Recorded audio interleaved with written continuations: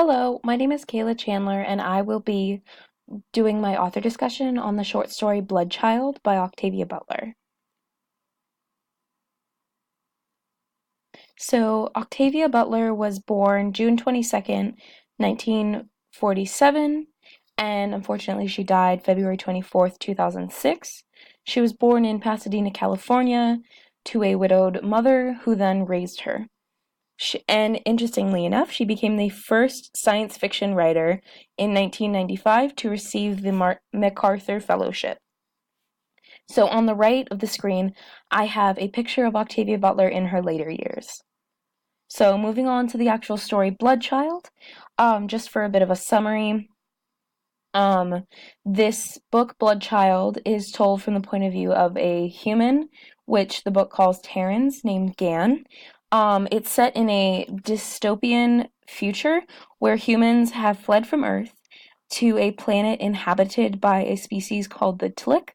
Over time, we have cohabitated with them and have actually evolved to become hosts for their egg offsprings, almost in an exchange for being able to stay safely on this planet.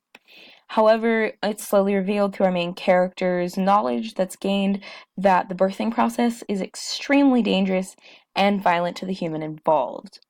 So the main character is a young man named Gan, and he's been promised to a Tlick named Tagatoy. And she has been a part of the family in his entire life. She actually was raised alongside Gan's mother, Lean, and assimilated into the family. And this is a fictional dystopian story, and it delves into a romance between two extremely different characters, two very different individuals, two different species, and it is eventually a coming of age story also for a main character who learns to accept responsibility and learn to adapt to the system that he's in. So, for this particular story, I chose two underlying themes that I personally saw running throughout Octavia Butler's entire story: coming of age and gender roles. I will start with coming of age, and then I will do an analysis of both. So, for coming of age, Gan is a young man. He, at the beginning of the story, is unburdened by the realities of the system that Terrans are in and by the violence that his body will incur after Tagatoy impregnates him.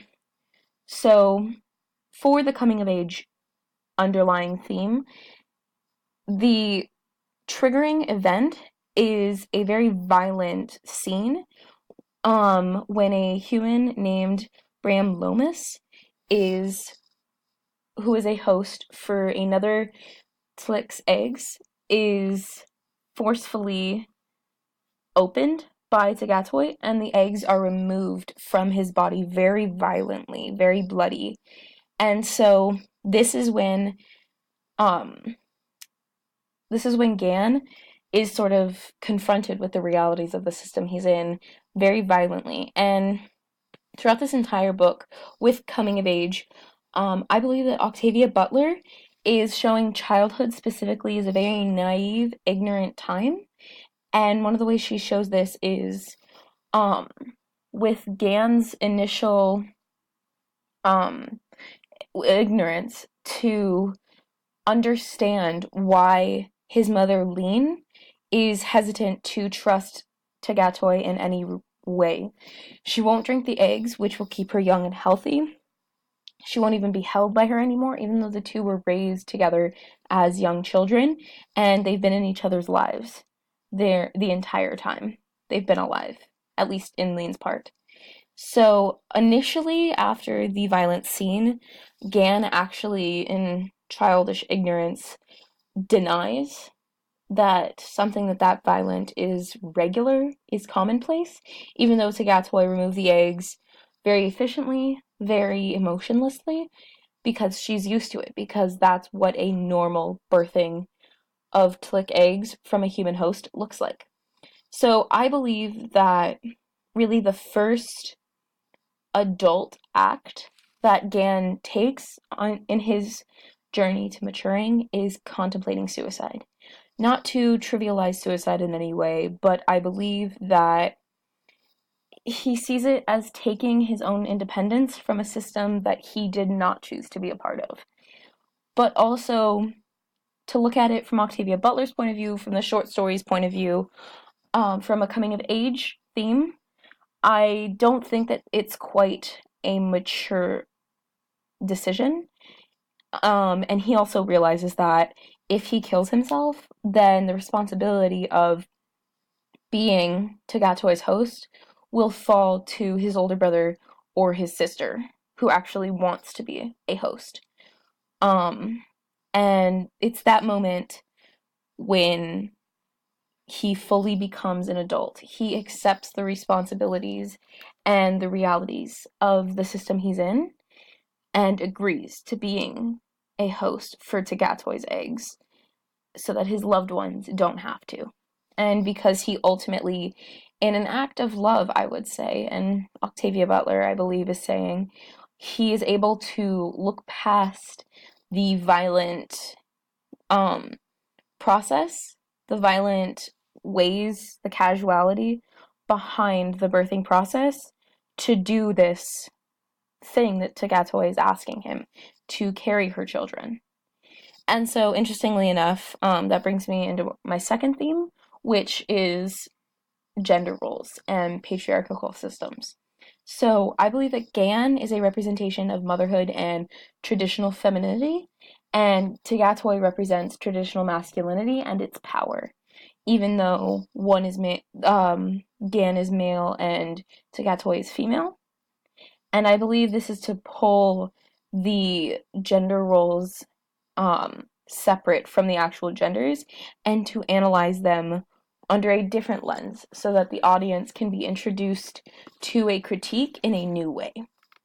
So Gan, representing femininity and motherhood, he's robbed of any agency he has under this system, because he is basically backed in to a corner. He's committed for this terrible birthing process from before he was even born.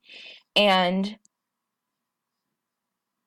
he eventually accepts his role. He's raised very submissively to Gatoy to understand that his role in life is to bear her children. That's what his meaning in life is supposed to be. And so for Tagatoy, she represents everything that traditional masculinity has. She is physically large, much larger than him. The Tlic race are 3 meters tall, 10 feet, and obviously along with that comes a huge amount of strength. She doesn't so much ask anything from Gan or his family, she demands it, very much like traditional masculinity sees. She's also built up a lot of political power, which is very common for men to do, especially in developing areas where women are not allowed to hold political power. And this allows her to have a protector role over not just the family that Gan is in, but also the entire human preserve. And I find that very interesting that Octavia Butler chose to switch her analysis of gender roles by switching the actual characteristics that each gender plays. And so, personally, I don't believe that she's actually saying that gender roles should be dissolved completely. I think she's saying that for men and women to be free of traditional expected beliefs, women need to assert and embrace their autonomy in these patriarchal systems, and men need to allow themselves to be more vulnerable. And we see Tagatoy do that when she is allowing Gan to make his own decisions about what he wants to do. She doesn't give him a very good alternative by saying that one of his siblings will be sacrificed, but she does give him the option either way. And for Gan, he ultimately, by being given that situation, and even with choosing or possibly contemplating suicide, he is asserting his own autonomy into a very violent, messed up system. So, what I find very interesting is that at the end of the story, Gan chooses to be the host. I think that that's a very powerful move, accepting the responsibility and understanding that this is a part of being an adult male in this system. This is what's been established. It's what's needing to happen for him and his family to survive.